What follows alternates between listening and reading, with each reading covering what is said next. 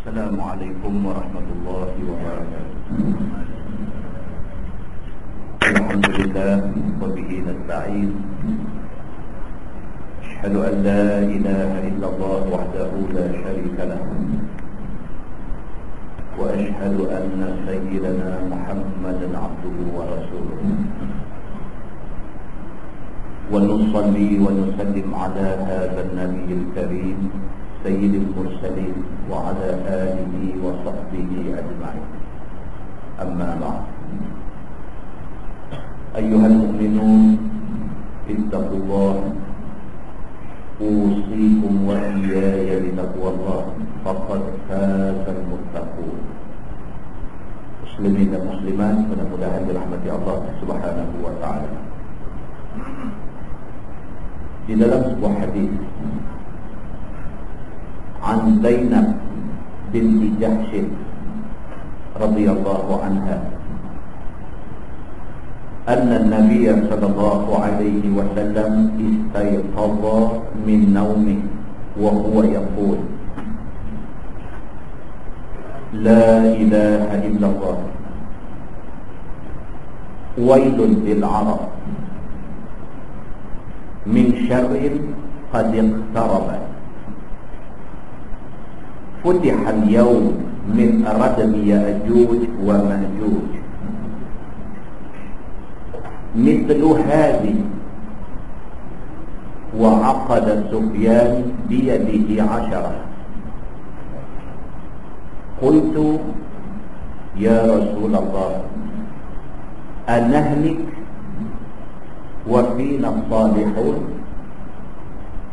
قال النبي صلى الله عليه وسلم نعم إذا كثر الخبث أو كما قال. hadis sahih riwayat Imam Muslim. Daripada Zainab binti Jahsh, isteri Nabi sallallahu alaihi wasallam, kata dia, Nabi sallallahu alaihi wasallam satu hari ketika terjaga daripada tidur dia.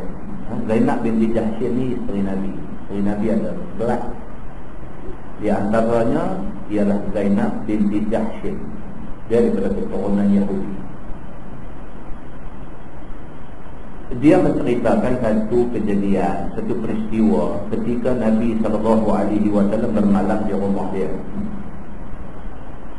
Dia kata satu hari itu Nabi tidur di rumah dia, tiba-tiba istaiqadha, Nabi jaga daripada tidur dia. Bila jaga, Nabi kata la ilaha illallah. Kemudian Nabi kata wailun lil Arab, Nabi kata celakalah orang Arab. Min syarrin qad iqtarabat, Nabi kata pasal apa? Pasal kejahatan sudah dekat. Futihal yaum min radmi Ya'juj wa Ma'juj, Nabi kata pada hari itu sarang Ya'juj dan Ma'juj dibuka. Nabi SAW satu hari tidur di rumah isteri dia Zainab binti Jahsh. Nabi jaga, Nabi kata la ilaha illallah. Nabi kata, lepas itu Nabi kata wailun lil Arab, celakalah orang Arab. Pasal apa? Pasal Nabi kata sarang Ya'juj dan Ma'juj sudah dibuka. Mithlu hadhihi, Nabi kata telah terbuka sarang Ya'juj dan Ma'juj ni macam ni. Nabi kata wa aqada Sufyan biyadihi 10. Sufyan At-Tawri, salah seorang daripada rawi hadis ini. Sufyan At-Tawri ni dia daripada kalangan tabi'in. Zainab binti Jahsh isteri Nabi, dia daripada kalangan sahabat. Hadis ni punca daripada Zainab isteri Nabi. Lepas tu diriwayatkan oleh sahabat Nabi, lepas itu oleh tabi'in, lepas itu oleh tabi'in. Di antara tabi'in itu ialah Sufyan.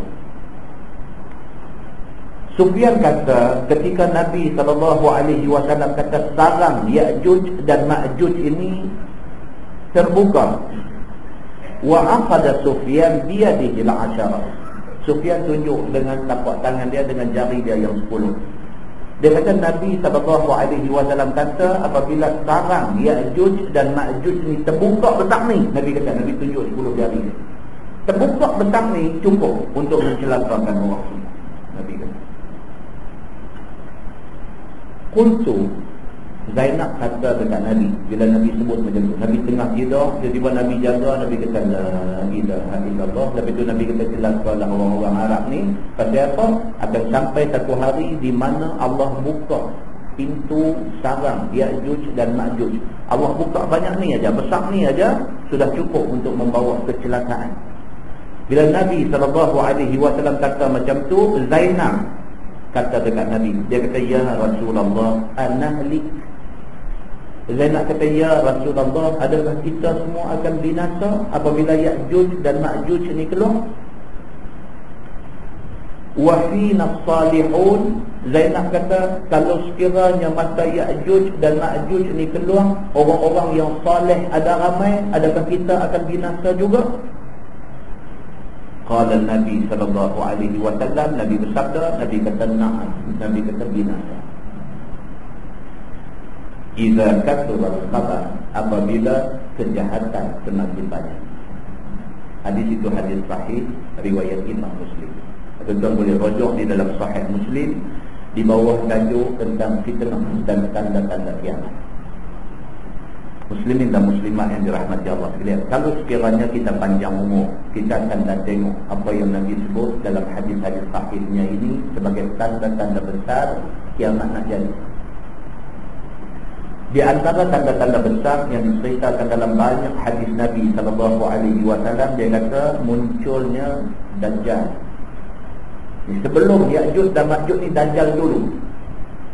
Dan kalau kita nak susunkan apakah peristiwa-peristiwa yang nak jadi sebelum berlaku yang kata iza zulzilatil ardu zilzalaha tu, sebelum Allah goncang bumi dan berlaku kiamat, bumi digulung, langit diruntuhkan, sebelum kejadian itu semua, dia main Dajjal dulu.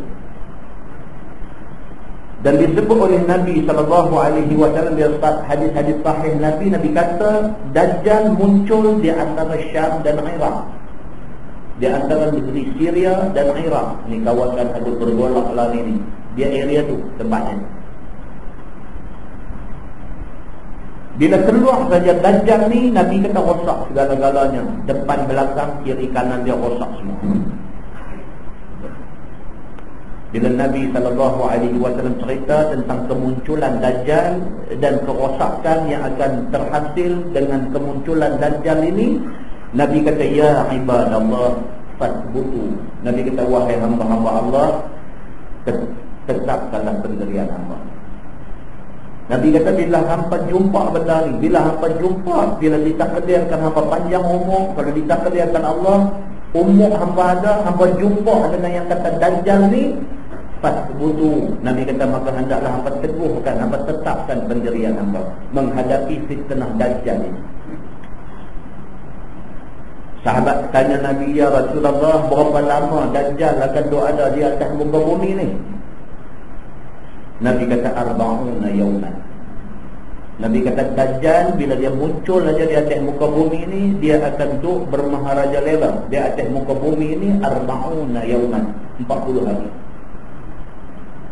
Tapi Nabi kata 40 hari itu yaumun kasanatin, wa yaumun kasyahrin, wa yaumun kajum'an. Nabi kata 40 hari Dajjal ada di atas muka bumi ni, 40 hari itu sehari rasa macam setahun. Dahsyatnya fitnah Dajjal ini sehingga kan orang yang ada pada masa itu nak habis hari itu macam setahun. Nabi kata wa yaumun kasyahrin, ada orang rasa sehari masa ada Dajjal tu sehari ni macam sebulan lama dia. Nak habis ke sehari itu macam sebulan. Wa yaumun kajum'ah. Nabi kata ada orang rasa nak habis sehari, hari yang Dajjal ada di atas muka bumi ni macam seminggu. Sahabat tanya Nabi lagi, dia kata wa ma isra'uhu fil ardi. Sahabat kata, ya Rasulullah, Dajjal ni dia duduk di atas muka bumi selama 40 hari ni, pergerakan dia di atas muka bumi ni, laju dia macam mana? pergerakan Dajjal ni, kelajuan pergerakan dia tu macam mana? Daripada Parit Untang, kalau dia nak pergi Johor Bahru, berapa lama masa dia ambil untuk nak sampai di sana? Berapa lama, berapa kelajuan pergerakan Dajjal ini? Sahabat tanya. Qala Nabi sallallahu alaihi wasallam, Nabi kata kal ghaiz istadrabat qurri. Nabi kata laju dia macam mana air hujan yang ditiup angin. Maksudnya selaju angin pergerakan Dajjal. Tuhan bagi dia. Tuhan bagi dekat Dajjal ni menjelang akhir zaman, Allah turunkan Dajjal ni sebagai ejen kekufuran. Turun dia ni nak test iman manusia yang hidup pada masa itu. Allah bagikan, Allah bekalkan kepada Dajjal ni beberapa kehebatan. Allah bagi ke dia, bukan kuasa dia, kuasa Allah. Allah bagi kat dia dengan tujuan nak test manusia yang ada pada masa itu.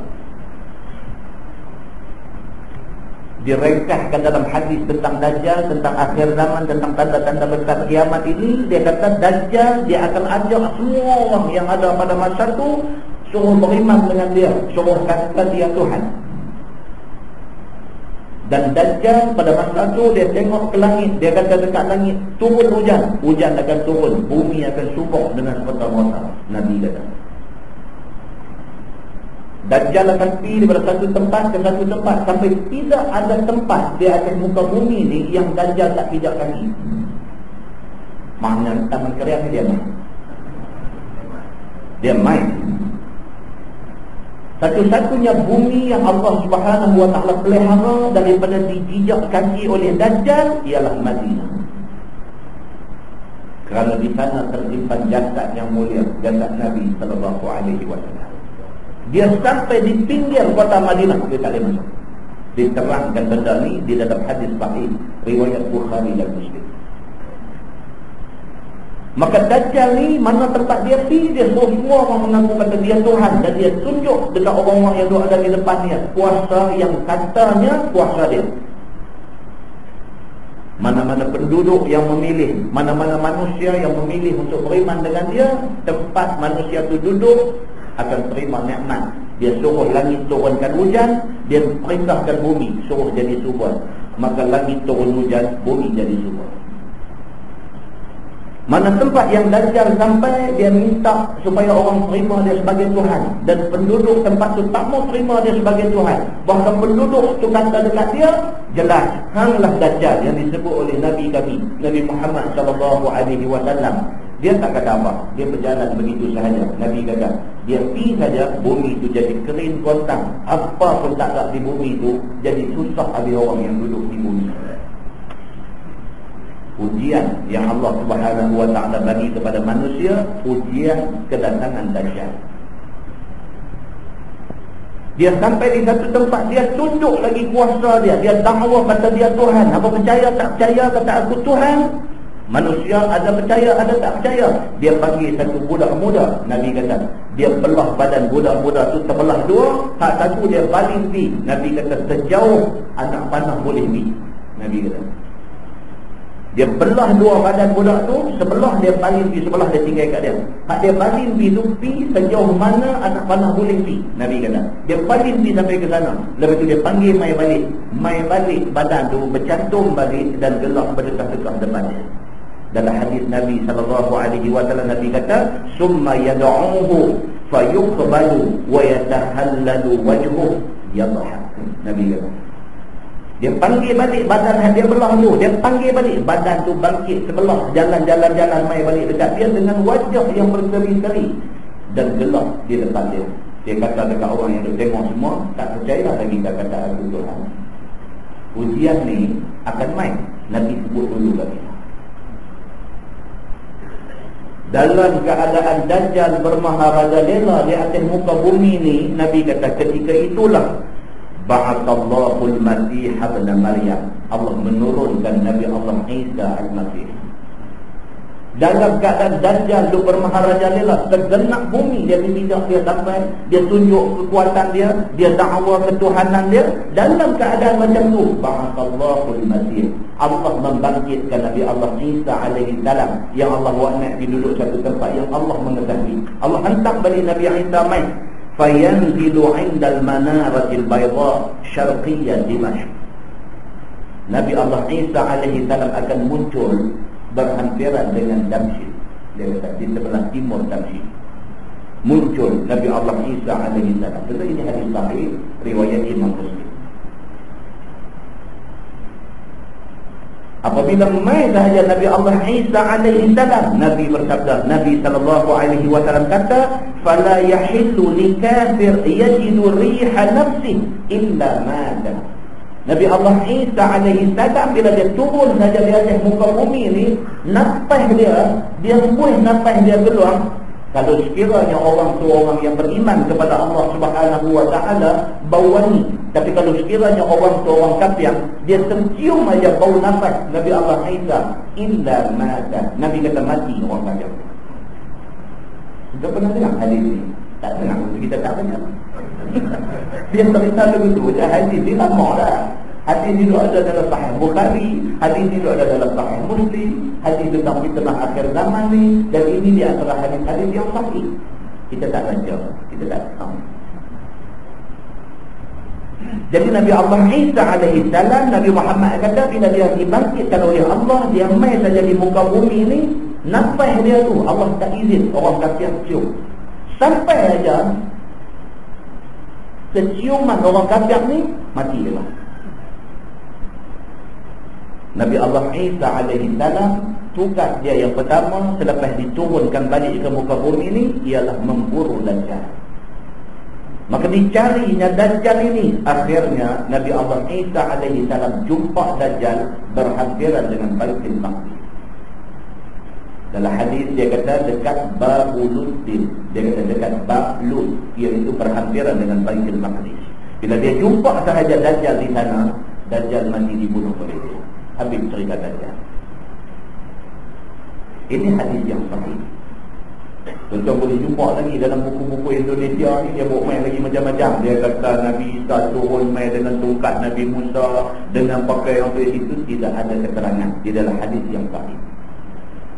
Yang adanya apa? Yang adanya turunnya Nabi Allah Isa alaihi salam ni, tugas pertama dia apa dia? Dajjal ni dia bicari dulu. Jumpa berdekatan dengan Baitul Maqdis, di sanalah Dajjal dibunuh oleh Nabi Allah Isa alaihi salam dengan kehendak Allah Subhanahu wa taala. Kemudian Nabi Allah Isa alaihi salam dijumpa balik ni orang-orang yang kebal iman dia, yang ketika Dajjal mai tak terima Dajjal sebagai Tuhan. Nabi Isa dijumpa balik depa ni, jumpa dan memberikan janji baik kepada depa. Allah janji dekat hamba syurga di akhirat kerana hamba mempertahankan akidah hamba. Dalam keadaan Nabi Allah Isa dok berjumpa orang sana sini, Nabi Muhammad kata wa yab'atsullahu ya'juj wa ma'juj wa hum min kulli hadadin yanzilun. Nabi Muhammad sallallahu alaihi wasallam kata tiba-tiba Allah bangkitkan pula Ya'juj dan Ma'juj. Baru selesai bab Dajjal ni, ingat pun habis dah cerita. Tengok orang jahat tak habis lagi, ada lagi. Dia macam gambar Hindustan. Ingat mati lah. Dengan tongkai darah mampu apa semua terguling di tepi parit dah. Lepas ni pun kata okey, naik kereta balik dua-dua orang. Tengok dua ada bangku belakang kereta bangkit pula dah. Tak mati lagi. Keadaannya begitu. Apabila Dajjal ni dah habis, Nabi Isa pergi jumpa balik dengan apa semua ni, bagi tahu kat mereka berbahagialah hamba kerana hamba mempertahankan akidah hamba. Hamba tak terima Dajjal ni sebagai Tuhan hamba. Berbahagialah hamba dengan janji syurga Allah Subhanahu wa taala. Dalam masa yang sama tu, wa yab'atsullahu Ya'juj wa Ma'juj. Allah membangkitkan pula Ya'juj dan Ma'juj. Tidak ada keterangan tentang sifat Ya'juj dan Ma'juj di dalam hadis-hadis yang sahih. Menantang ke mereka ni, rupa manusia ke mereka ni, gigi dia panjang mana, macam ni belorong ke apa kan, tak tahu. Wallahu a'lam. Pasal apa? Tidak ada keterangan yang jelas di dalam hadis yang sahih. Quran sebut tentang Ya'juj dan Ma'juj, dalam hadis yang sahih sebut tentang Ya'juj dan Ma'juj. Tapi macam mana rupa dia, tinggi dia tinggi mana, dia ni macam mana, tak didatangkan penjelasan yang betul-betul jelas.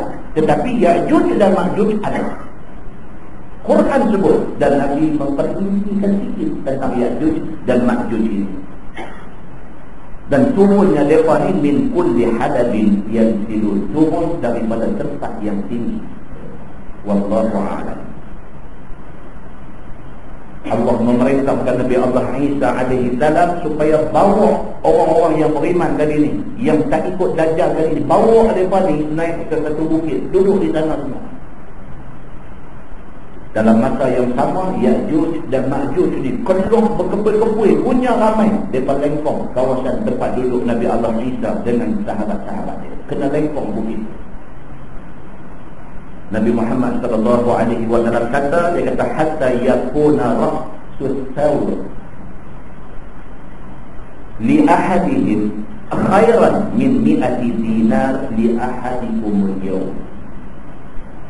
Nabi Muhammad sallallahu alaihi wasallam kata, Nabi Allah Isa dengan orang-orang yang beriman kepada Allah ni duduk di puncak bukit tu, dilengkongi oleh Ya'juj dan Ma'juj ini dalam keadaan mereka ni, dalam keadaan mereka ni tak ada makanan, dalam keadaan mereka ni kebuluran, dalam keadaan mereka ni susah, sehingga kan yang kuna ra'sus thawr, kepala lembu tu khairan min 100 dinar, lebih baik daripada duit 100 dinar kalau ada di tangan mereka. Ada duit pun tak boleh buat apa, sebab nak beli makanan tak ada.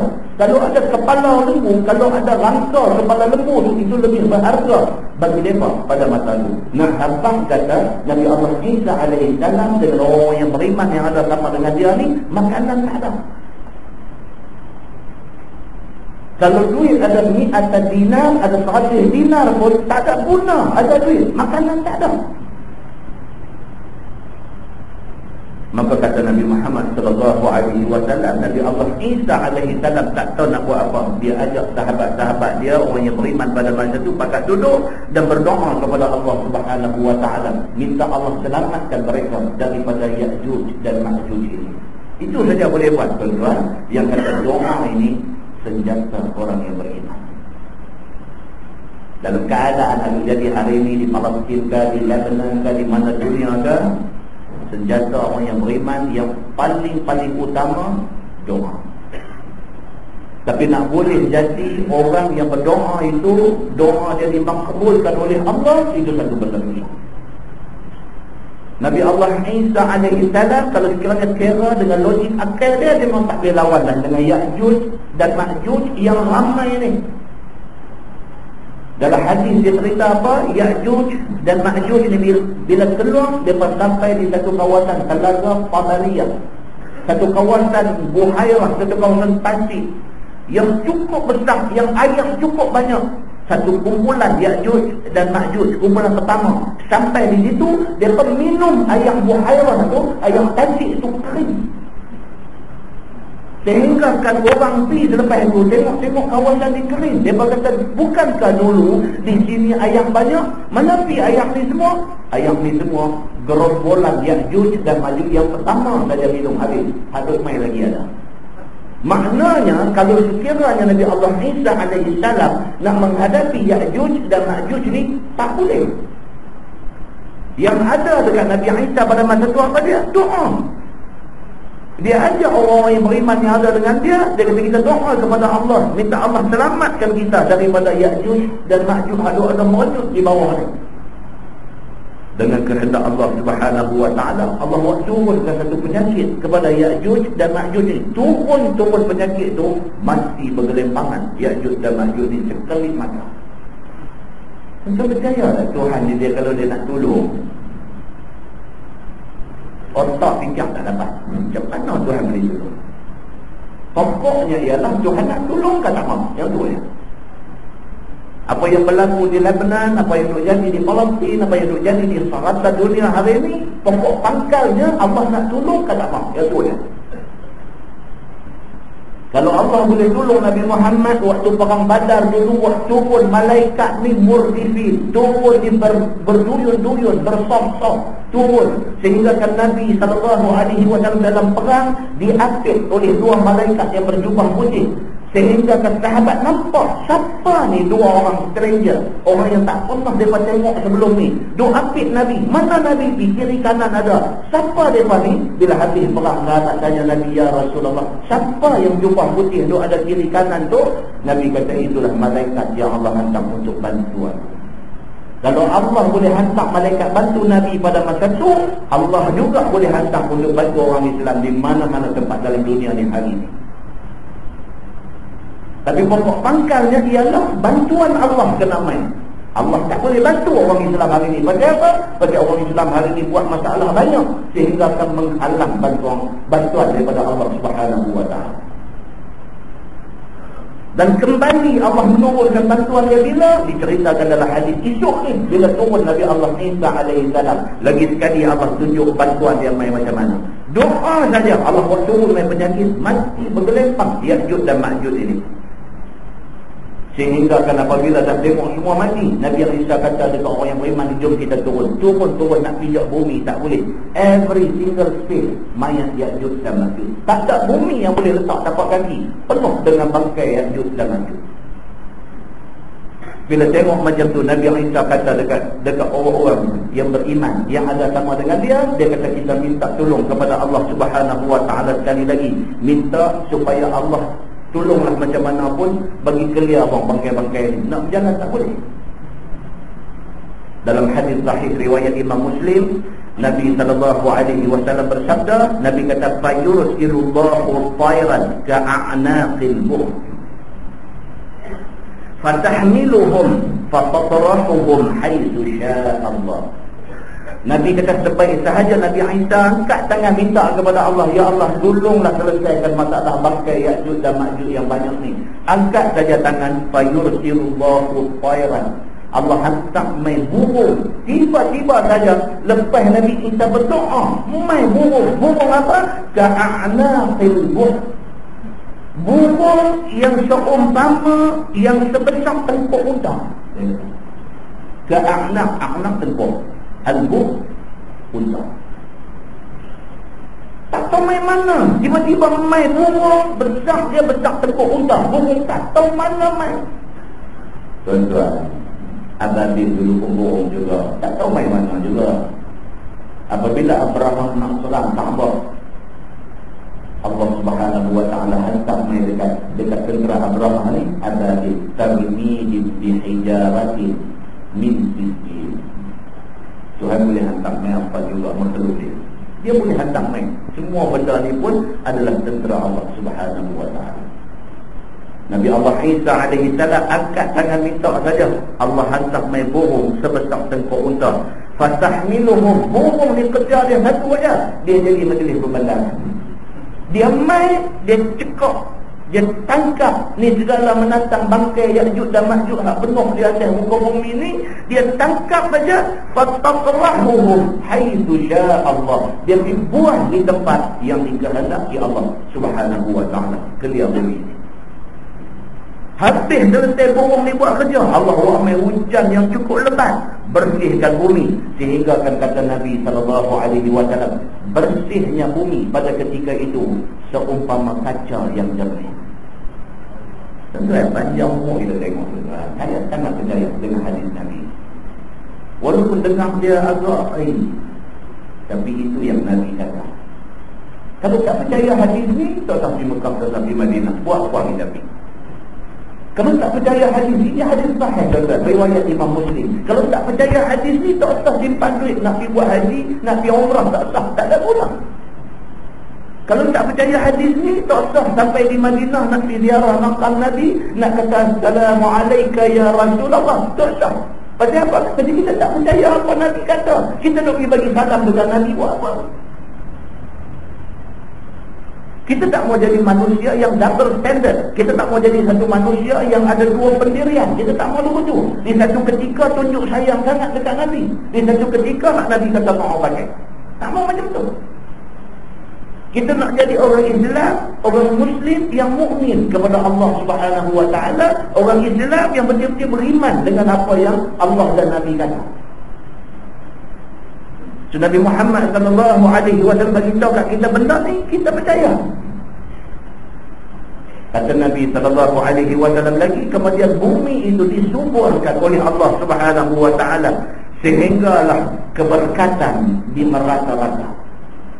Selepas selesai mati Ya'juj Ma'juj ni, Allah turun main burung angkat pibuang bangkai mereka ni, turun main hujan cuci habis bumi ni.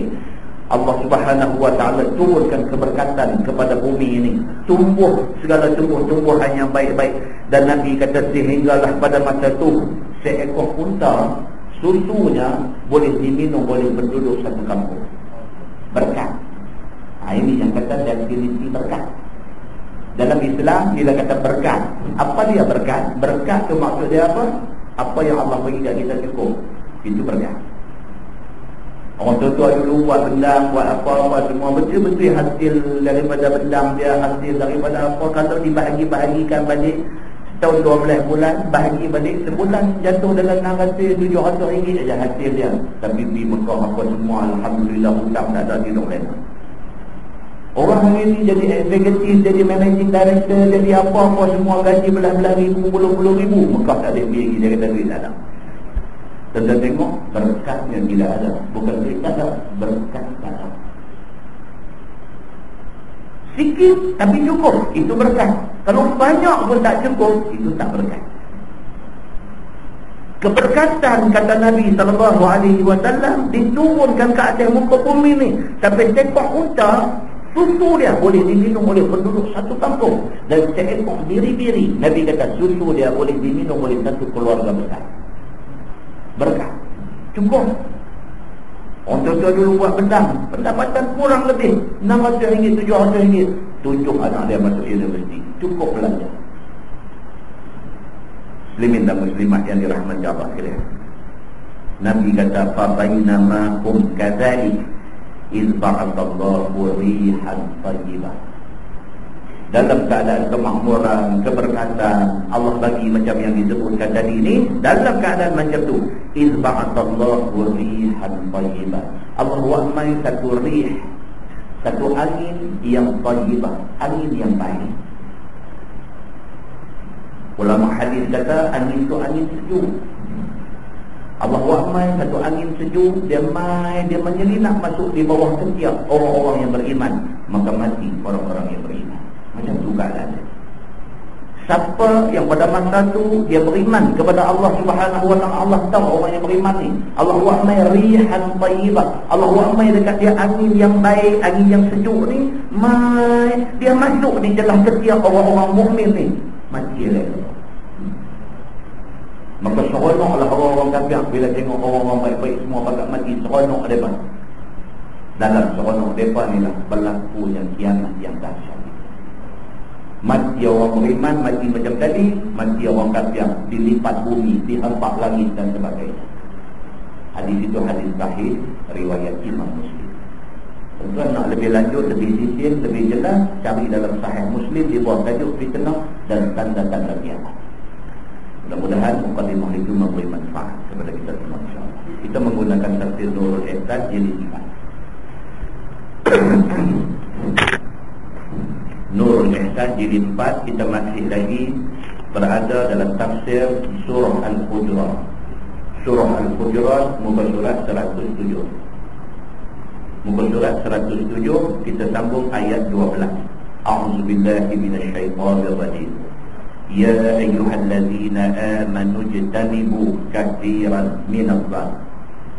Wahai orang yang mukmin, jauhlah olehmu akan kebanyakan daripada zon jahat dan juga toknahan. Ayat ni, ayat 12 ni Tuhan turun mai cukup cantik. Ya ayyuhallazina amanu, wahai orang yang beriman.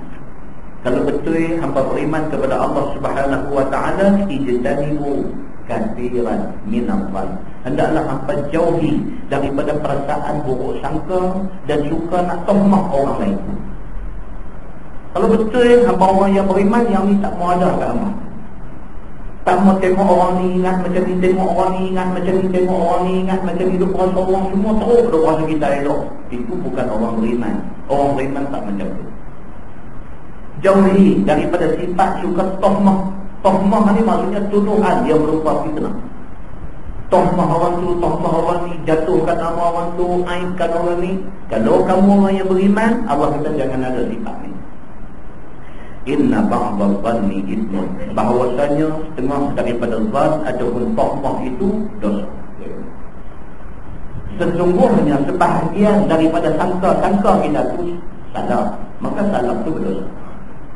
Tuan-tuan, apa yang kita ingat bukan semua betul. Apa yang kita ingat bukan semua.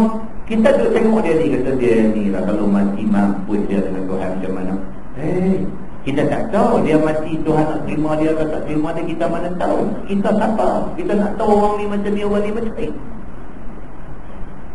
Malah saya cakap di Masjid Sultan Bahiyah Al-Ustaz, ujung kuliah satu saja lah cerita sikit. Saya kata ni, dah ni mati tak kira umur. Pelakon kita Hani Muhsin 41 umur meninggal. Meninggal dia surah Allah keluar hari Ahad lepas saya baca, benar-benar gajah baca. Dia pergi duduk ambil balik komen kawan-kawan dia, sama-sama artis ni. Kita baca tu ada juga rasa di hati kita. Kawan-kawan dia tanya orang ni, tanya orang ni, tanya orang ni. Dia nak duk bagi tahu kata apa? Allah yarham Haji Muhsin ni apa dia? Orang baik, orang ikhlas, tak menyakitkan hati orang. Satu benda yang saya tangkap mereka ni, apa dia? 2-3 orang dia kata apa? Dia semayang tak tinggal. Dan dia selalu pesan dekat kawan-kawan ni, semayang jangan tinggal. Tuan-tuan, apa nak kata tuan? Apa nak kata? Allah saja yang tahu dia macam mana. Setidak-tidaknya mati dia, kawan-kawan sebut benda-benda tu. Tuan-tuan, kita mati esok, kita garanti ke orang kata kita bagus? Tak tahu. Bukan kata tak tahu. Orang nak kata apa? Setidak-tidaknya hapuan dia dah dapatlah yang tu. Setidak-tidaknya kawan-kawan dia itu cerita dia macam mana, dia orang yang macam mana. Saya baca tulisan yang ditulis oleh Kusman, apa nama orang yang tulis. Saya baca semua, tajam lah. Rupanya betul apa yang Allah kata dalam Quran ni, inna ba'daz zanni ithmun, sesungguhnya sebahagian daripada sangka-sangka kita ni tak betul itu menjadi dosa pada kita. Muslimin dan muslimah yang dirahmati Allah ya. Dia kata seperti mana tohmah orang baik dengan zina ataupun minum khamar, ini lebih teruk lagi. Dia tohmah orang baik, ahli ibadah, tok guru, orang semayang, orang yang menyeru kepada kebaikan, dia tohmah kata pergi buat. Ini pun jangan cari masalah di depan Allah Subhanahu wa ta'ala. Dan dia ada zahir alamat demikian itu. Sedangkan orang tu tak nampak pun kata dia kaki macam yang kita kata. Kita hidup spread cerita dekat orang kata dia ni macam ni. Maka bersalahan tohmah orang fasik pada seumpama yang zahir daripada mereka itu. Lain kalau sekiranya dia terang-terang fasik, terang-terang depan orang semua minum, dia terang-terang orang fasik. Kalau kita kata dekat dia ni memang kaki minum. Pasal apa? Pasal semua orang pun biasa tengok dia minum. Itu lain cerita. Jadi soalnya tak pernah tengok, tak pernah tahu, tapi sangka-sangka. Jangan begitu. Maka tiada dosa ke atas orang yang tohmah orang yang terang-terang buat maksiat di depan mata orang. Maka terbahagi zon itu kepada yang pertama wajib, iaitu husnul zon dengan Allah. Dengan Allah wajib kita bagi sangka. Jangan ada terikah dalam hati kita ni buruk sangka dengan Tuhan. Kata apa Tuhan ni? Orang Islam di Palestin, di Lebanon, orang Palestin dia kena bunuh dengan Yahudi laknatullah alaihim. Apa Tuhan tak tolong mereka? Kita buruk sangka dengan Allah. Tak boleh begitu. Dengan Allah dia kata wajib kena husnul zon, mesti kena baik sangka. Yang kedua dia kata sunat, iaitu baik sangka dengan orang-orang Islam. Sunat. Kita tahu dia orang Islam, nama dia pun Islam, dia mengucap kalimah syahadah, kita tengok dia duduk semayang, kita tahu dia pernah pergi Mekah buat haji, buat umrah dan sebagainya. Sunat kita baik sangka dengan dia. Tak ada guna kita pergi buruk sangka dekat orang yang kita nampak dia buat benda baik. Dan ketiganya haram, dia kata iaitu zan jahat dengan orang-orang Islam. Haram. Dia tak pernah siapa pun nampak depan mata dia pergi buat benda tak elok, kita berkata dia tak elok. Haram kita berusaha kepada orang yang macam ni. Firman Allah, wala tajassadu, dan janganlah kamu cari-cari kejahatan dan keaiban orang itu. Jasus dalam bahasa Arab ni, jasus maksudnya macam-macam lah. Wala tajassadu maksudnya jangan kita ni hidup jadi mat PI, orang kata mat private investigator. Hidup investigate, hidup siasat, tengok dia ni betul ke dia patut kata dia jahat. Hidup siasat, hidup cari aib orang, hidup cari buruk orang. Kita sendiri pun berselekeh dengan buruk, kita hidup buruk terselek panjang nak suruh orang. Quran kata apa? Jangan macam tu. Tak bagus buat kerja macam tu. Wala yaghtab ba'dukum ba'dha, dan janganlah mengumpat setengah kamu akan setengah yang lain dengan sebut aib di belakang mata, jika sebenar, jika betul sekalipun, selama tiada menzahir maksiat mereka. Jangan macam tu. Dia kata pasal apa? Jangan hidup mengumpat dekat dia. Kalau betul sekalipun ada keburukan dekat dia, tak sah mengumpat dia. Pasal apa? Pasal kita pun ada keburukan juga. Kita nampak aib orang, kita nampak buruk orang. Buruk kita macam mana? Maka Quran kata wala yaghtab ba'dukum ba'dha, jangan hidup mengumpat orang, sama-sama hamba hidup mengumpat, jangan. Dan jika menzahir maksiatnya, maka tiada nama mengumpat. Kalau terang-terang macam kita kata tadi, depan orang semua minum Allah mau tungi langgar, satu daerah semua biasa tengok dia macam tu, itu tidak jadi salah. Kalau sekali kita sebut tentang jahat. Firman Allah, ayuhibbu ahadukum an ya'kula lahma akhihi maitan. Adakah suka seseorang daripada kamu bahawa makan akan daging saudara kamu yang tak mati? Tuhan tanya pula dalam ayat ni, apa suka ke kalau kawan apa mati, apa pergi ofis telinga dia ambil goreng buat rokok makan? Apa suka ke kalau kawan apa sama-sama Islam mati, apa pergi potong jari dia buat fun fries makan? Apa suka ke kawan hamba mati, hamba pergi kobek biji mata dia, pergi buat sup biji mata makan? Apa suka ke pergi makan mayat kawan hamba yang tak mati? Apa suka ke? Dia kata misal Allah akan umpat orang Islam itu dengan makan daging saudaranya pada haram jalan agama dan bodohnya perbuatan itu. Kita hidup mengumpat sama-sama orang Islam ni, sama macam kita hidup koyak makan daging dia ketika dia mati. Sebab itu satu bandingan yang sangat keji. Tuhan buat makna kata tak elok sangat kita mengumpat saudara sama seagama dengan kita. Maka seperti haram dia dah patut makan manusia, demikian lagi umpatnya. Demikian yang dikatakan mengumpat tu, macam tu Tuhan umpamakan dalam Al-Quran.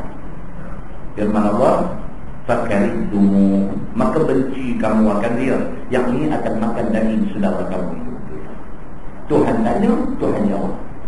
Tuhan kata ayuhibbu ahadukum an ya'kula lahma akhihi maitan. Hamba suka kata kalau kawan hamba mati, hamba pergi makan mayat dia? Tuhan tanya. Tuhan jawab juga. Tuhan kata fakaridumu, tentu hamba tak suka. Kalau dah tak suka, jangan mengumpat. Itu maksudnya. Maka janganlah kamu umpat akan dia, wattaqullah, dan takutlah olehmu akan Allah Subhanahu wa ta'ala dengan taubat daripada mengumpat orang dan dengan bisa halal daripada dia. Dosa kita dengan orang ni tak selesai selagi kita tak minta maaf kepada dia. Sudah malam ni nak balik tidur, saja ambil satu time fikir balik berapa orang dah yang kita dah umpat yang selama ni, dan berapa orang daripada orang yang kena umpatkan kita tu yang kita minta maaf dekat dia. Tak boleh tidur sampai pagi tentang kita. Tak boleh tidur sampai pagi. Pasal apa? Pasal tadi berapa orang tu kena umpatkan kita pun datang. Nak tidur malam ini, nak tidur malam ini tu ingat balik ayat ni. Ayuhibbu ahadukum an ya'kula lahma akhihi maitan fakarihtumu. Tuhan kita suka ke hampa ni nak makan daging saudara hampa yang dah mati? Tentu hampa tak suka. Ingat betul, ingat balik berapa ramai ada orang yang gitu. Tak boleh tidur dengan. Demikianlah yang dikatakan aib kita banyak dia macam mana. Macam mana kita nak tolong aib orang tu? Ini cerita dia. Firman Allah Subhanahu wa ta'ala, wattaqullah, dan takutlah olehmu akan Allah dengan taubat daripada mengumpat tu, innallaha tawwabur rahim. Bahawasanya Allah Subhanahu wa ta'ala itu Tuhan yang terima taubat segala orang yang bertaubat, lagi amat rahim akan mereka. Tuhan kata hak sekarang tak lepas, hak lepas tak. Orang putih kata apa? Semalam saya sebut dah dia teruskan. Kinah iskinah. Orang putih kata cukup lah. Lepas-lepas kita tu kata ke orang, kita tu maki orang, kita tu hina orang, kita tu aibkan orang, kita tu tombak orang, kita tu fitnah orang, kita tu tuduh orang. Kinah iskinah. Cukup. Utamalah. Step pada malam ni ke depan, minta dengan Allah bagi kekuatan kita untuk jaga diri kita. Kalau kita boleh ada perasaan macam tu, innallaha tawwabur rahim. Allah terima taubat kita. Kalau betul kita bertaubat atas silap kita dulu. Firman Allah Subhanahu wa taala, ya ayyuhan nas inna khalaqnakum min dzakarin wa untha. Wahai manusia, bahwasanya kami jadikan kamu daripada laki-laki dan perempuan, yakni Adam dan Hawa. Tuhan beritahu dalam ayat ni apa dia? Semua ada dalam dunia ni Tuhan yang bagi jadi. Orang Melayu ke, orang Jawa ke, orang Banyak ke, orang Putih ke, orang Jerman ke, orang Hindustan ke, orang apa ke, semua ni Allah bagi jadi. Allah jadikan manusia ni start dia dengan Adam dan Hawa. Daripada situ bercambah dalam keturunan manusia ni, bercambah sampai dia jadi macam-macam rupa manusia ni. Yang semua ni berasal daripada satu laki-laki dan satu perempuan. وَجَعَلْنَاهُمْ شُعُوبًا وَقَبَائِلًا. Dan kami jadi akan kamu itu syu'ub dan kabilah. Syu'ub, sya'bud, maksudnya bangsa. وَقَبَائِلًا dan kabilah. Kabilah ni maksudnya puak. Tuhan bagi jadi. Bangsa pun Tuhan bagi jadi, puak pun Tuhan bagi jadi. Bangsa Melayu, bangsa Cina, bangsa India, bangsa orang putih, bangsa orang putih. Nak ada putih pun tak, nak kata orang putih pun tak, kita orang Melayu pun orang putih. Semua ni Tuhan bagi jadi belakang. Dan dia kata misalnya keturunan Nabi sendiri, keturunan Nabi SAW sendiri. Maka Khuzaimah itu sya'bud, Khuzaimah itu bangsa. Ni Nabi ni daripada keturunan dia. Dan Kinanah itu satu kabilah. Orang berjanji tu sebut keadaan-keadaan. Dan dia kata Quraisy itu Umarah bin Awad. Quraisy itu berpunca daripada dia individu yang bernama Umarah. Dan Qusay itu Batnun. Batnun itu macam ibu kepada segala keturunan. Dan Abdul Manaf itu Fakhlun. Fakhlun ya, saya maksud dia faham. Dia nak abang macam keturunan. Dalam orang Arab dia guna perkataan-perkataan ni. Batnun, Fakhlun, apa semua ni digunakan istilah ni oleh orang-orang Arab. Dan Banu Hashim itu Fasilah. Itu juga satu istilah yang disebut Fasilah ni. Ada makna dia anak unta tu. Fasilah.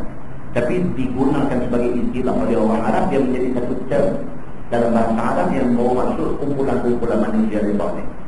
Dan juga Abbas itu Asyirah. Dan juga Abbas itu adalah keluarga. Asyirah maksudnya keluarga. Ini Nabi sendiri macam tu. Lita'arafu. Tuhan jadikan bangsa macam-macam ni lita'arafu, supaya kamu kenal setengah akan setengah. Bukan kerana nak bermegah-megah, kerana sekalian adalah anak Adam dan anak Hawa juga. Tuhan kata apa? Dia bagi jadi bangsa macam-macam. Dia bukan suruh berkelahi. Tuhan bagi jadi orang Melayu, Tuhan bagi jadi orang Cina, Tuhan bagi jadi orang India. Bukan suruh bergaduh, bukan suruh berkelahi, bukan suruh bermusuh. Tuhan bagi jadi ni suruh mengenai di antara satu sama lain. Kita tempat kerja kita ada orang Cina, dia kawan kita. Di tempat kerja kita ada orang India, dia kawan kita. Pasal apa? Pasal agama bagi tahu dekat kita. Allah bagi jadi ini semua lita'arafu, supaya hang boleh bertaaruf dengan dia, hang boleh kenal dia, hang boleh tahu resam dia, hang boleh tahu adat dia. Tapi jaga, jangan sampai tergantai agama hang kerana dia. Kena berkawan, tapi jangan melewati tempatan. Kena berkawan, tapi jangan sampai apa dia buat kita pergi buat sama. Ada benda yang dia buat kita boleh buat, ada benda dia buat kita tak boleh buat. Benda apa? Apabila benda itu melibatkan agama, tak boleh. Tapi tak disuruh kita bermusuhan dengan apa bangsa pun. Sebab Quran terang-terang kata lita'arafu, supaya kamu mengenai setengah dengan setengah, bukan kerana nak megah-megah. Dan semua ni adalah aspek daripada anak cucu Adam dan Hawa itu. Hanya kemuliaan itu adalah dengan takwa Allah Subhanahu wa ta'ala. Tuhan lah sekali dia nilai takwa kita. Muslimin dan muslimat yang dirahmati Allah. Firman Allah, inna akramakum indallahi atqakum, bahwasanya yang terlebih mulia daripada kamu di sisi Allah itu ialah orang yang banyak takwa, banyak takut kepada Allah Subhanahu wa ta'ala. Barang siapa nak tahu dirinya jauh ataupun dekat dengan Allah, mulia ataupun hina di sisi Allah, maka hendaklah lihat dirinya dengan Allah dan dengan Rasul. Lihat taat dia kepada Allah dan Rasul. Dan mulia hina dirinya itu adalah kadar yang mulia dan taat di sisi Allah Subhanahu wa ta'ala. Dan macam mana dia menghina Allah Subhanahu wa ta'ala. Nak tahu dia takwa kata, dia dekat kata dengan Allah, tengok dia taat dengan perintah Allah, dengan perintah Nabi. Dia taat, makna dia ada takwa dengan Allah. Kalau mulut dia hina Allah, mulut dia hina Nabi, dia tak ada takwa dalam dirinya. Itu cara nak mengukur macam mana kita ni dengan Allah Subhanahu wa ta'ala. Maka yang terlebih mulia itu satu orang yang tak lupa Allah pada mata hatinya, pada berjalannya, pada duduknya dan pada tidurnya. Orang yang hebat ni apa dia? Orang yang apa keadaan, di mana tempat, pada masa apa sekalipun, hati dia ada kontak dengan Allah. Orang ni cantik. Orang ni cantik, hati dia ada kontak dengan Allah. Sentiasa dia ingat kepada Allah. Masa waktu tak semayang, rasa raplah, rasa ganggu, rasa uneasy. Orang dia kata rasa tak selesa, rasa pasal apa? Pasal tak semayang lagi. Ada perasaan tu, alhamdulillah. Sampai masa waktu semayang tak rasa nak semayang, dah lewat, dah pun tak kalut nak semayang, sampai lagi 5 minit, 10 minit baru kalut nak semayang lagi. Kita sendiri boleh cek diri kita macam mana, dengan semayang ni kita macam mana. Orang yang ada takut kepada Allah, dia dengan Allah ni ilmu utama dia, apa pun Allah dulu dalam hidup dia. Innallaha alimun khabir, bahwasanya Allah Ta'ala tu Tuhan yang amat tahu dengan kamu, lagi amat mengkhabar apa yang ada di dalam hati kamu. Tuan-tuan, ada dalam hati kita ni, bukan kita nak abang kat Allah, Allah abang kat kita apa yang ada dalam hati kita. Allah dia tahu sampai macam tu. Kita boleh ingat betul dalam hati kita tak abang Allah, Allah tak tahu, kita ingat sudah, bukan macam tu. Apa hal ada dalam hati kita tu Allah boleh abang kat kita, pasal dia tahu semua. Allah tahu, tuan-tuan, daripada kita celek mata pagi tadi sampai kita nak pejam mata tak lagi ni, jantung kita berdegup berapa kali, Allah tahu. Kita tak tahu. Kita tak tahu. Daripada kita bangkit pagi tadi ni, jantung kita duk pam ni berapa kali sampai nak boleh ke kita pejam mata tidur tu. Berapa kali jantung kita duk pam. Kita pun tak tahu. Jantung duk dalam badan kita, kita pun tak tahu. Allah tahu.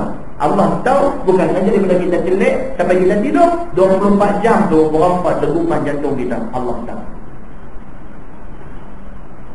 Muslimin dan muslimat yang dirahmati Allah sekalian. Firman Allah, qalatil a'rabu amanna.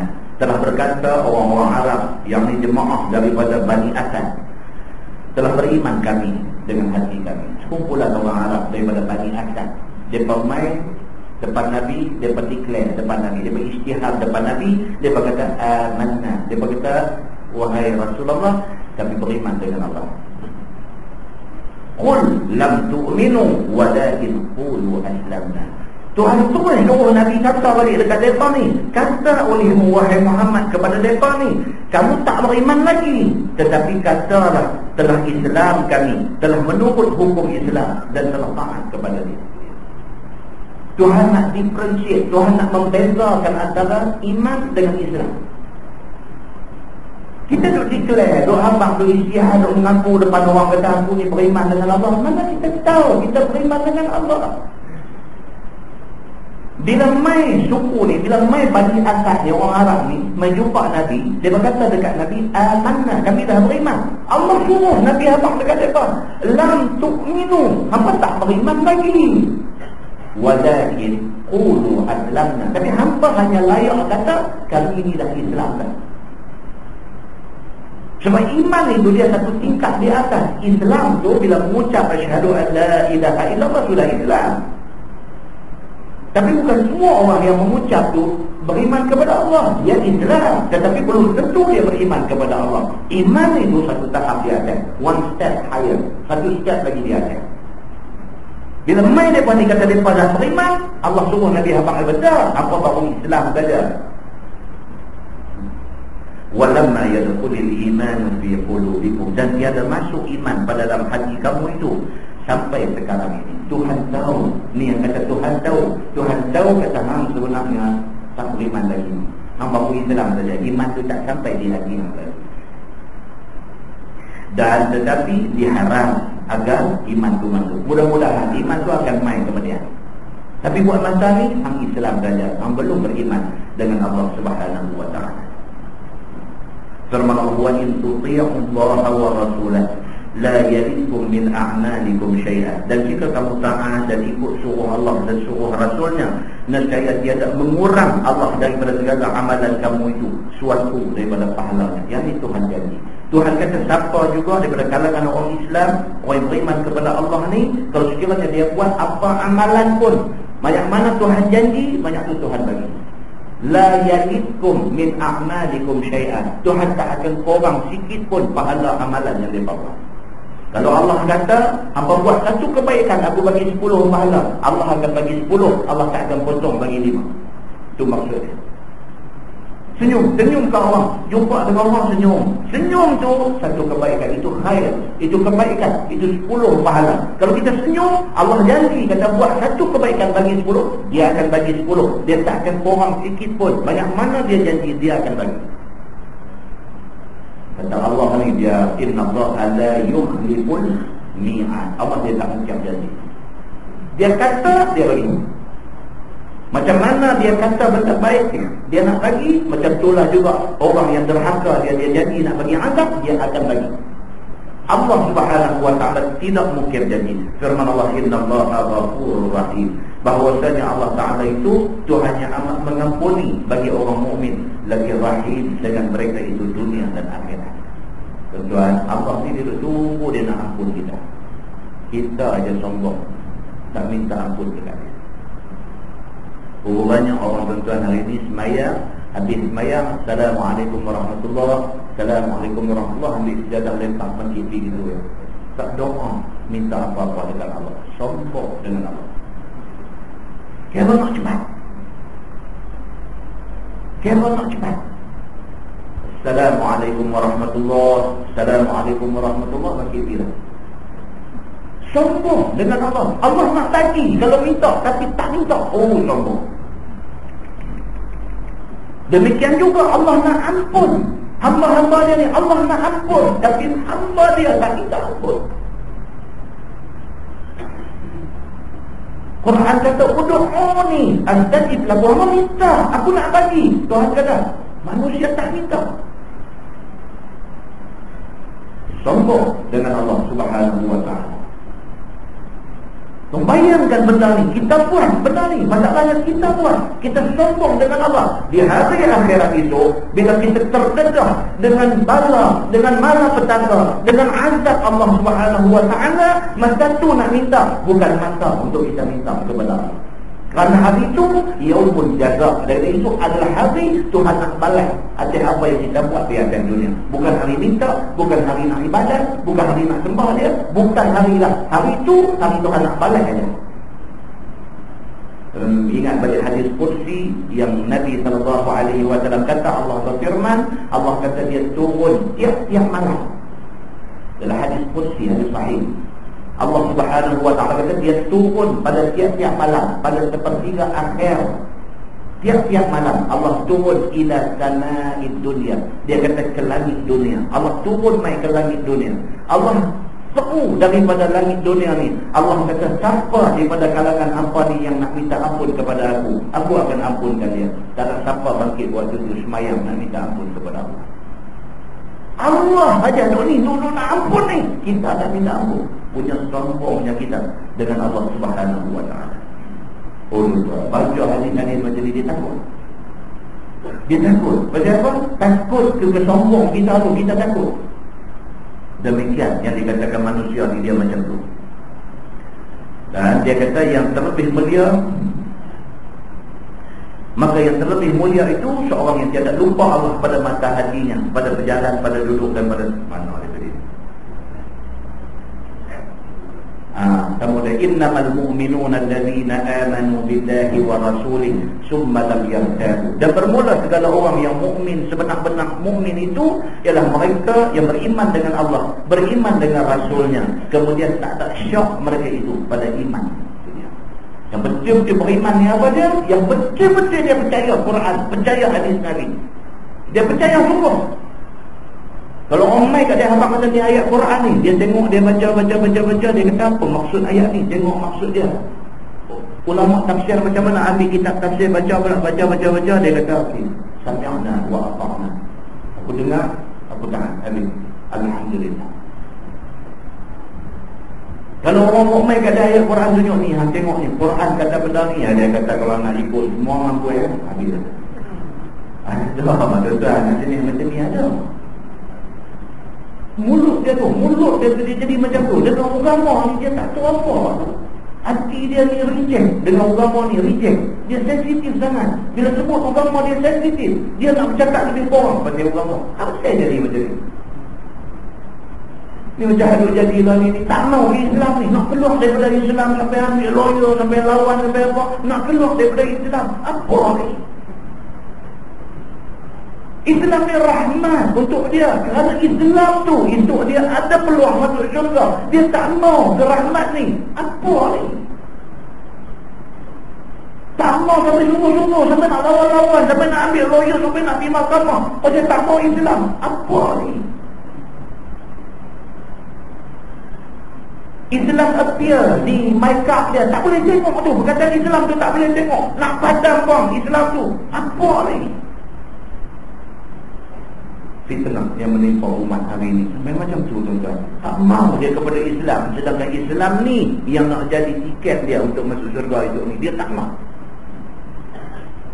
Nauzubillah ini tadi. Jangan ada anak cucu kita, pengeluarga kita terlibat dengan benda-benda yang merosakkan macam kita. Minta dekat Allah, minta jauh benda-benda macam ni. Bukan anak kita saja, cucu kita, cicit kita, itu keturunan kita ni. Minta sujud, semayang tu sujud, bagi lama dekat Allah. Minta lah, ya Allah, tak mau ada seorang daripada cicitan keturunan kita ni jadi bentuk tak mau. Muslimin dan muslimah yang dirahmati Allah sekalian. Firman Allah, wajahadu bi amwalihim wa anfusihim fi sabilillah. Dan sungguh-sungguh mereka itu dengan harta mereka itu, dengan nyawa mereka itu pada nak meninggikan jalan agama Allah. Ada orang macam ni. Dia dengan Islam ni sampai apa? Sampai ke peringkat dia apapun untuk Islam. Jadi Penang ada nak panggil main reporter yang dulu kena tahan dengan Taliban dulu ni. Dengar ada satu cerita dulu ni, satu reporter, satu pemberita orang putih, orang perempuan. Orang putih dia ditahan oleh Taliban. Kemudiannya apabila Taliban membebaskan dia, dia masuk Islam. Dia bukan masuk Islam masa kena tahan, kena paksa apa tak. Selepas dia dibebaskan tu, dia mengucap asyhadu an la ilaha illallah wa asyhadu anna Muhammadar Rasulullah. Dia mai dah kan. 4 hari bulan nak main ni. Dia buat di Pulau Pinang. Dia panggil dia mai bagi satu talk, bercakap tentang cerita hidayah yang dia dapat. Tuan-tuan pakai tudung elok apa semua orang putih tuan-tuan. Allah bagi hidayah dekat dia. Dia bercakap apa tuan-tuan ni? Dia ni. Yang orang duk portray, orang duk projectkan image Taliban ni kononnya teroris, ganas, jahat apa semua ni. Dengar cerita dia boleh cerita. Dia dulu sama dengan Taliban dalam tahanan, macam mana Taliban layan dia, orang jaga dia macam mana, kasih sayang yang orang tunjukkan dekat dia macam mana, contoh kebaikan yang ditunjukkan Islam tu macam mana. Dia daripada situ je dia tengok, dia keluar tanpa tak paksa dia mengucap asyhadu an la ilaha illallah wa asyhadu anna Muhammadar Rasulullah. Dan dia bercakap, dan dia keluar kaset, dan dia keluar buku dan sebagainya. Dia kata apa? Dia kata I will give my last blood for Islam. Kita anak main daripada perut mak Islam ni pun tak boleh pergi lagi level tu, tak boleh pergi lagi pada makam tu, tak boleh sampai pada kedudukan tu. Dia yang baru jumpa Islam ni, menyerap Islam ni masuk sebati dalam hati dia. Dia kata tuan-tuan, dia kata I will give my last blood for Islam. Pasal apa tuan-tuan? Dia sayang Islam. Dia rasa hoki dia ni, pasal dia baru dapat Islam ni. Muslimin dan muslimah yang dirahmati Allah, ada masalah kita dengar dia cakap. Kita dengar dia cakap. Kita tak apa nak reti, bawa kawan nak reti orang putih sikit duduk sebelah dia. Dia cakap dia kata, abang cepat, aku tak boleh tahan meruduk. Nak dengar, macam kita nak dengar dia real experience. Dia punya experience dia tu, kita tak dengar. Kita cakap benda yang hasil daripada bacaan, daripada apa dia. Tapi orang yang bercakap, yang cakap tu terbit keluar daripada kejernihan hati dia,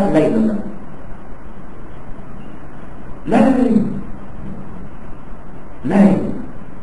Sahabat-sahabat Nabi dulu yang dididik oleh Nabi, yang kematiannya mereka tersebar di merata dunia, membawa risalah Islam. Golongan tabi'in yang pergi mengaji dekat mereka ni, bila pergi mengaji, tabi'in mengaji dekat sahabat, mereka tengok sahabat-sahabat Nabi bercakap tu, mereka kata mereka nampak hikmah terbit daripada celah-celah gigi sahabat tu. Pasal apa? Pasal sahabat dia bukan bercakap nak sedap saja, tapi dia bercakap berdasarkan kepada hati dia yang putih bersih. Bercakap ni kalau main daripada hati, dia jatuh pergi ke dalam hati orang. Tapi kalau bercakap ni main daripada kepetahan bercakap, dia pergi ke lubang telinga je, dia tak sampai ke hati orang. Itu hebatnya para sahabat Nabi dan ulama-ulama yang muktabar. Hebat dia ni macam tu. Dan orang-orang yang seumpama ni, yang Allah buka hati dia, terima hidayah dia, dia jadi orang yang betul-betul beriman kepada Allah Subhanahu wa ta'ala. Bila dia bercakap, macam tuan-tuan tengok Cat Stevens bercakap macam mana. Saya dah 2 kali pergi tengok dan dengar. Dengar saja dengan tengok dan dengar tak sama. Tak sama. Kita pergi duduk depan dia, tengok muka dia, dengar cakap dia. Cat Stevens ni, kejernihan muka dia, cakap dia yang ikhlas tu, dia main, dia dah duduk jual ayam atas badan kita ni, kita jadi sejuk saja duduk dengar ni. Muslimin dan muslimat yang dirahmati Allah, macam ni setengah orang terima Islam macam ni. Islam tu betul-betul mendidik dia menjiwai Islam tu, dia sanggup apa pun untuk Islam dia. Macam tu. Baik, dia kata maka bersungguh mereka itu zahir kebenaran iman mereka itu. Mereka all out tunjuk mereka orang Islam. Mereka tak malu mereka jadi orang Islam. Mereka bangga mereka Islam. Terbalik dia jadi kau orang nak beranak daripada perut Islam ni. Dia terbalik. Dia jadi apa? Dia jadi tak mau tunjuk dia punya Islam. Dia jadi malu orang tahu dia Islam. Dia jadi nak tukar nama supaya nama dia jadi samar-samar, tak nampak macam apa ni. Muslimin dan muslimah yang dirahmati Allah, ulaika humus shadiqun. Bermula mereka itulah yang benar sekalian pada iman mereka itu. Tiada mereka itu yang kata telah iman kami, maka iman itu benar hati pada Allah Tuhan yang Maha Besar. Dan Nabi SAW itu Rasul mereka. Dan Quran itu kalam Allah. Dan hidup bangkit kubur semua. Maka alamat sebenar iman itu bersungguh mengerjakan ibadah badan dan ibadah harta. Maka yang tiada kerja ibadah tetapi dikatakan dia beriman, dakwa dengan tiada saksi. Yang mana firman Allah, qul lam tu'minu, katalah olehmu wahai Muhammad, kamu belum beriman, hanya kata kamu ni Islam sahaja. Orang beriman betul ni dia lain, dia kata. Betul dengar cerita Imam Ahmad bin Hanbal. Imam Ahmad bin Hanbal, Imam Hanbali. Dia zaman dia menghadapi golongan Mu'tazilah. Di antara benda paling karut yang dibawa oleh Mu'tazilah ni apa dia? Dia kata Quran ni makhluk. Dia kata. Sedangkan golongan Ahlus Sunnah wal Jamaah beriktikad mengatakan Quran itu kalim. Sebab Quran itu kalam Allah. Allah bersifat tidak, maka Quran yang merupakan kalam Allah ini dia kalim. Mu'tazilah kata tak, Quran ini makhluk. Allah jadikan dia makhluk. Imam Ahmad bin Hanbal ditakdirkan Allah Subhanahu wa ta'ala dia hidup zaman tu. Maka dia lawan dengan Mu'tazilah ni. Dia kata apa yang hamba kata tak betul. Dia kata kerana Quran ini bukan makhluk, Quran ini kalim. Dia kata. Tapi malangnya khalifah zaman tu memihak kepada Mu'tazilah. Maka Ahmad bin Hanbal kena. Dia ditangkap oleh pihak berkuasa, dihukum dia. Dia disebat di khalayak ramai kerana dia mempertahankan kata Quran itu qadim. Kerana tu Imam Hanbali disebat di khalayak ramai.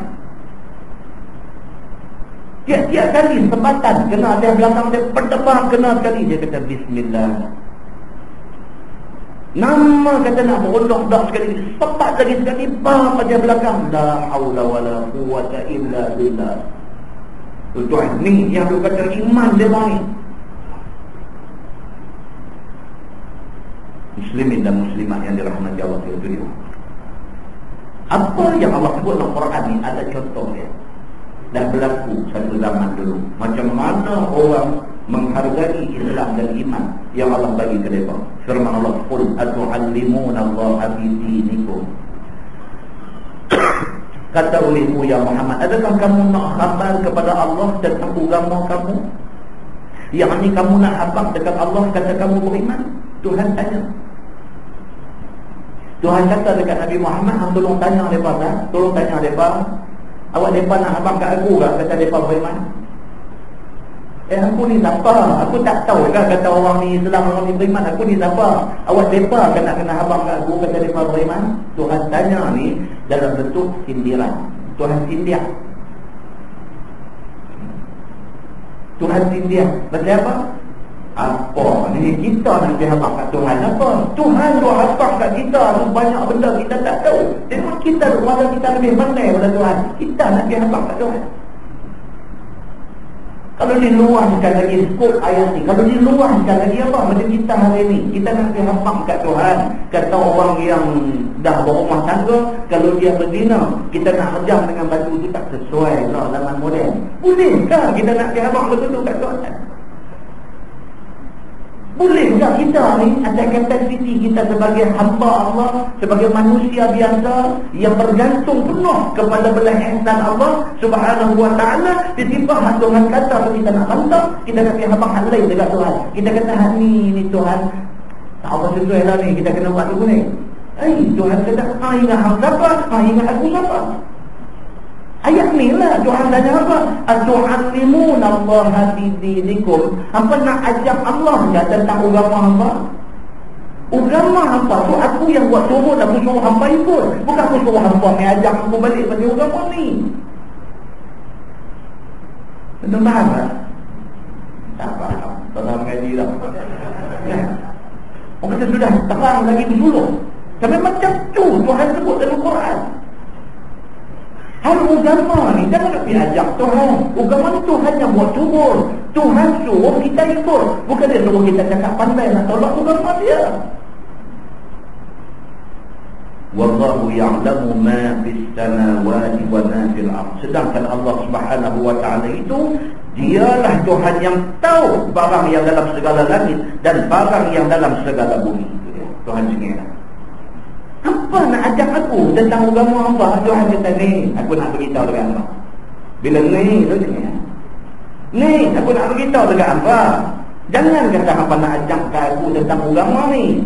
Apa yang ada di 7 lapis langit, apa yang ada dalam bumi yang hamba duk pijak tu, aku tahu semua. Kita tuan-tuan, dengan tsunami, ujian Allah ni pun cepat habis satu dunia.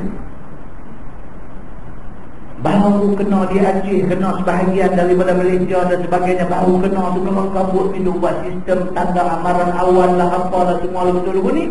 Kena pula di Indonesia baru ni apa? Pandagaran ke apa kena masuk kena pula.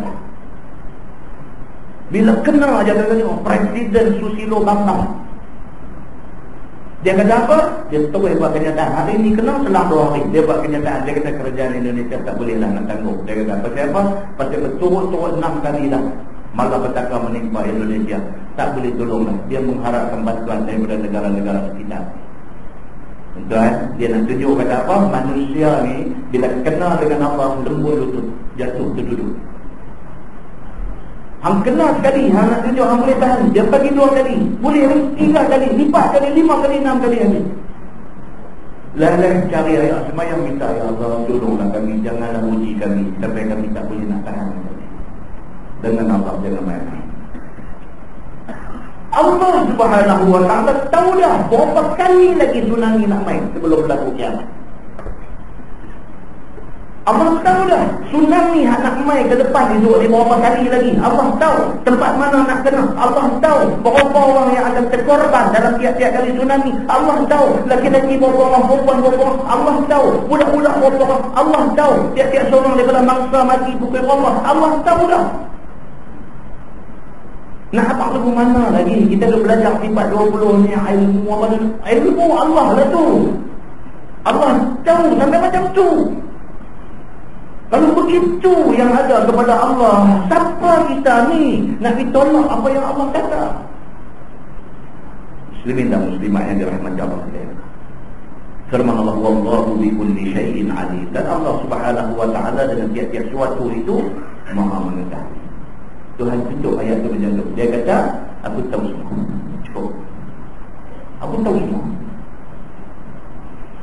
Yamunnuna 'alaika an aslamu. Mengungkit mereka itu atas engkau wahai Muhammad bahawa Islam mereka itu dengan tiada perang bersalahan lain orang. Islam kemudian daripada perang. Sebahagian daripada orang kafir Quraisy Makkah, dia pergi ungkit depan Nabi, dia pergi kata dekat Nabi, dia kata kami ni istimewa. Sebab kami terima Islam tanpa ada perang, tanpa ada tumpah darah. Siapa tuan? Nabi main pada hari pembukaan kota Makkah. Nabi masuk ke dalam Makkah tu, satu senjata pun tak angkat, titik darah pun tak tumpah. Nabi masuk main berdiri di tepi Kaabah, tunduk habis semua. Tunduk habis semua. Kafir Quraisy ada ditunduk habis semua. Nabi bagi satu pidato dari tepi Kaabah. Nabi kata apa? Nabi kata agak-agak hamba apa pun nak buat apa. Dia bejek Nabi. Dia berkata Muhammad, hang orang baik daripada keturunan yang baik-baik. Kami yakin hang tak akan buat mereka benda yang baik-baik. Jek Nabi. Nabi kata betul. Apa juga salah apa, aku maaf. Sebahagian daripada mereka bila dengar macam tu, Nabi mempunyai ruang, mempunyai peluang untuk nak balas. Kalau nak balas, Nabi tak balas. Lembut hati mengucap asyhadu an la ilaha illallah wa asyhadu anna Muhammadar Rasulullah, jadi Islam.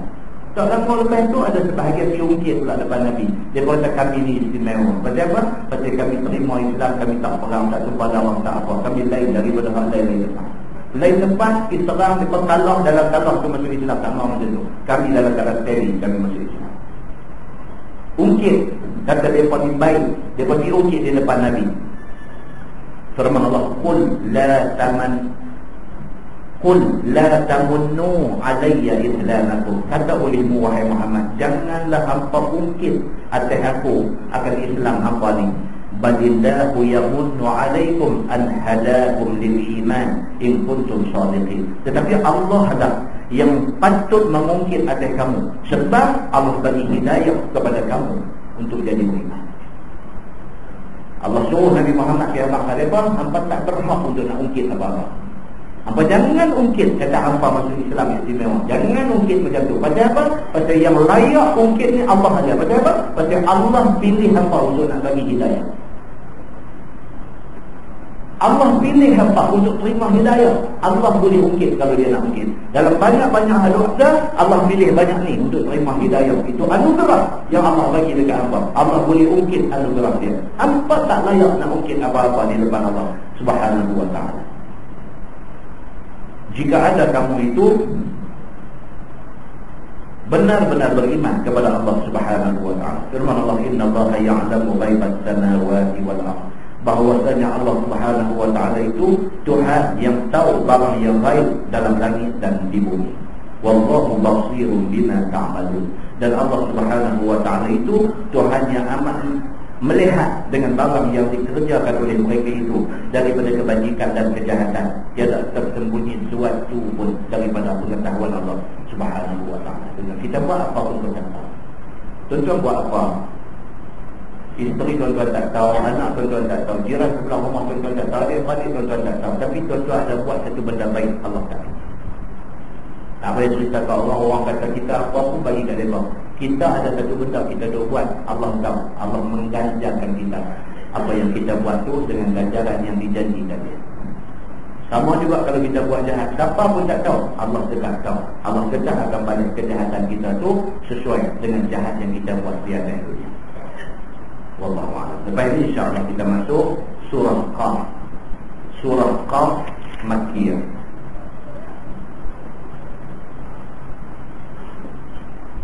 surah Qaf Makkiyah. Dalam khutbah Jumaat ni saya mendengar di banyak tempat dia suka nak tutup khutbah pertama tu dibagi surah ni. Menjadi surah kegemaran baik di di masjid negara punya khutbah ke ataupun di masjid-masjid kampung ke apa kan suka bila nak habis di ujung khutbah yang pertama tu dia akan baca a'udzubillahi minasyaitonirrajim Qaf dengan wal Quran, dia akan baca surah Qaf ni. Apa istimewa surah Qaf ni? Panjang umur insya-Allah kita baca. Apa istimewa surah Qaf ini? Wallahu a'lam.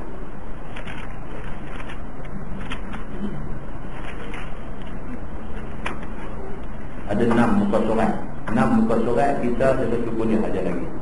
Sama ada kita nak baca tak dan habis itu nak sambung pula tahun depan ataupun kita cuti bulan depan, tak ada orang yang. Kalau baca 6 muka tak dan. Tak dan 6 muka. Kita habis-habis laju kita baca 3 muka. Tinggal 3 muka, tinggal 3 muka, cuti 3 bulan. Puasa raya di sekolah. 3 bulan buka pula kuliah bulan 1 kalau banyak umur. Bulan 1 nak baca lupa balik dah nak baca 3 muka. Kan? Jadi macam mana kita nak cuti terus ke? Tambah satu lagi tak boleh. Contoh cuba tengok masa jalan macam mana.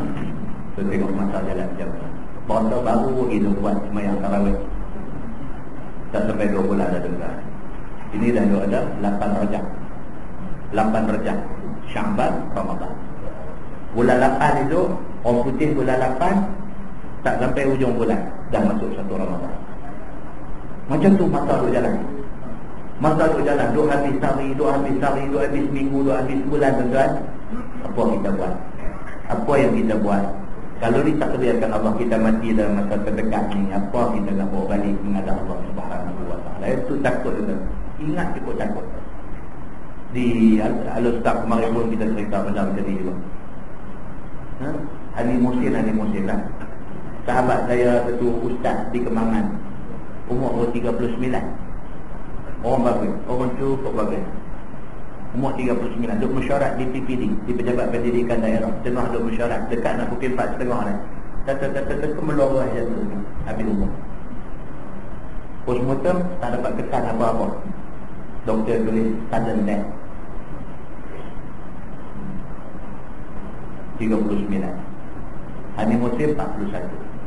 Satu sahabat telekom engineer ke apa kan duduk di Kepala Batai, Taman Bertam Kepala Batai. Nak tidur malam teman anak nak tidur, dia naik pergi tingkat atas rumah dia nak teman anak pergi tidur, tak turun. Bini dia kata apa lama sangat tak turun. Ni barulah bobang limpan. Naik tengok duk penat habis. Pun tak ada apa. Tak boleh kesan apa-apa. Saya abang di Masjid Sultanah Bahiyah Al-Ustaz semalam, kita duk sedap lah saya duk baca hadis. Nabi kata umur umat aku ni baina 60 wa 70, antara 60 ke 70. Dia berasa tak apa lagi. Dah selesai. Tak mesti. Dia boleh awal, dia boleh macam-macam. Ini kira Allah Subhanahu wa taala punya kuasa. Apapun kita tak takut mati. Tak takut kita tak takut mati. Kita takut kita tak ada bekal nak bawa balik untuk nak hadapi mati. Hak ni takut. Dengan umur Tuhan bagi, dengan hak kita bawa pi itu, takut pemalu kita di depan Tuhan esok ni, malu. Tuhan kena banyak ni aja hang buat mai. Aku bagi kat hang umur macam mana, aku bagi masa dekat hang banyak mana, aku bagi kesenangan hidup dekat hang macam mana, banyak ni. Hang buat mai kat aku banyak ni. Tuhan kata banyak tu kena juga habis. Jadi menginsafi apa yang Tuhan tunjuk depan mata keliling kelalam kita ni, menginsafi benda ni enough is enough. Mana lepas apa cukup, start pada ni bagi banyak. Korang. Apa dia kata? Korang. Malam ni kalau rasa tak larat sangat, sebelum tidur sekali lagi witir dulu. 1 rakaat atau 3 rakaat. Korang. Setidak-tidaknya kita buat yang tu, adalah nampak kita mengaji malam ni ada sikit bagi sedap kat kita. Witir 3 rakaat tidur. Ataupun pasang niat betul-betul Aku nak bangkit juga malam ni. Macam mana pun malam ni aku nak bangkit. Sebab bateri baru charge ni. Kalau malam ni pun tak bangkit, jangan harap malam itu nak bangkit. Nak bangkit juga. Ingat betul-betul nak bangkit juga. Bangkit tuan-tuan pukul 4 pagi, pukul 5 pagi ayat sembahyang, Allahu akbar, tahajud. Tahajud. Lepas tahajud tak mau baca Quran apa pun tak apa dah. Tidur mengirim betul. Nak tunggu masuk waktu subuh. Korang ada buat satu benda. Saya cakap kat diri saya lama. Ataupun kalau boleh hari ni hari Rabu, esok hari Khamis, puasa esok. Cantik lagi. Puasa esok. Orang tanya Sayyidatina Aisyah radhiyallahu anha, isteri Nabi. Orang tanya Aisyah, wahai Aisyah, macam mana dengan amalan puasa Nabi? Aisyah kata, Nabi banyak berpuasa dalam bulan Rajab dan Syaban. Lebih banyak daripada bulan-bulan lain. Itu hadis. Maknanya dalam bulan Rajab Syaban ni Nabi banyak berpuasa. Bukan puasa 3 bulan. Puasa berturut-turut 3 bulan itu tidak diamalkan oleh Nabi. Itu diamalkan oleh orang tua-tua. Sebab Nabi SAW sendiri dia kata apa? Dia kata puasa yang paling baik ialah puasa Nabi Daud. Puasa Nabi Daud macam mana? Dia puasa sehari, dia buka sehari. Dia puasa sehari, dia buka sehari. Itu Nabi kata paling baik. Kalau kita tak boleh macam tu, puasa sehari buka sehari, kita ambil Isnin Khamis. Isnin Khamis. Bulan Rajab, bulan Syaban ni kita bagi Isnin Khamis puasa. Isnin Khamis puasa. Kalau Isnin tak boleh pasal kuliah pasal apa kalau tu kita ambil Khamis. Khamis kita free, hari Khamis kita puasa. Untuk Rajab Syaban ni bagi hidup benda tu. Kalau boleh lah macam tu. Kalau tuan-tuan kerana dengar ni, tuan-tuan boleh buat, saya dapat sikit lah komisen dia.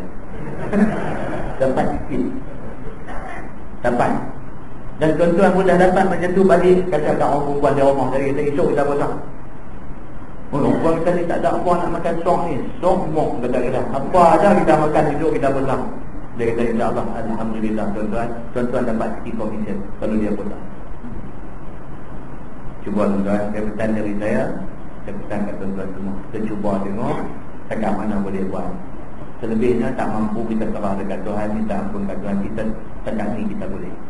Jangan sampai tak buat apa, tak ada perkataan kita nak cakap di depan Tuhan. Nah, yang baik itu daripada Allah, yang tak baik itu silap. Kita tangguh dengan tasbih kafarah dan suratul Al.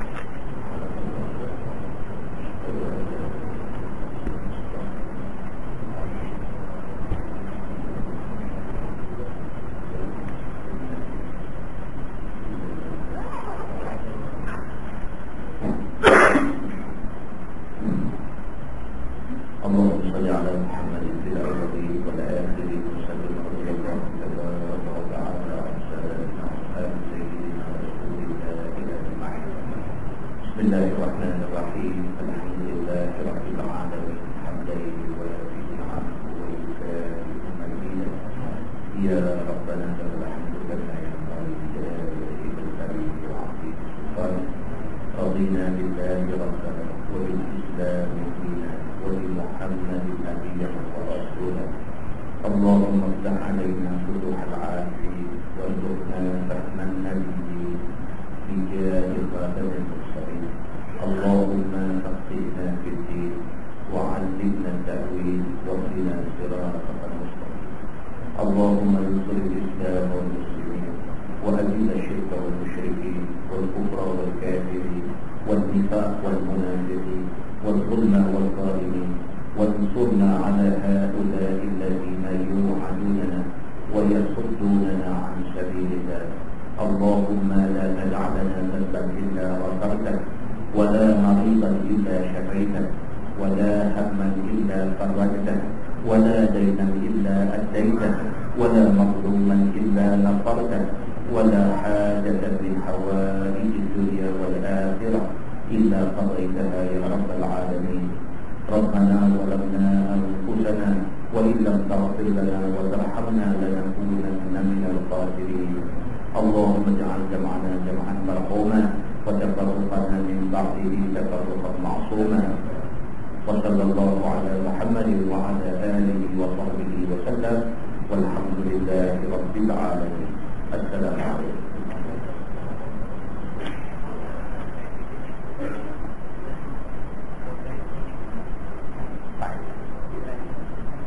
Di mana?